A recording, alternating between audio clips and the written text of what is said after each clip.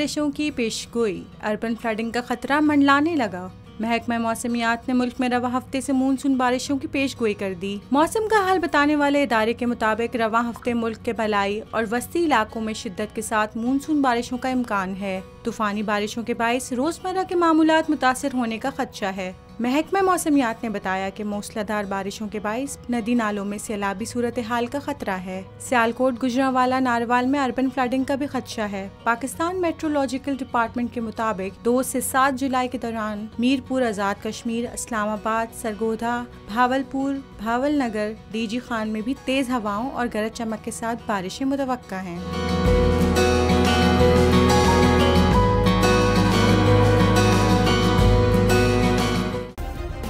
Subscribe करें और bell दबाएं ताकि कोई खबर रह न जाए।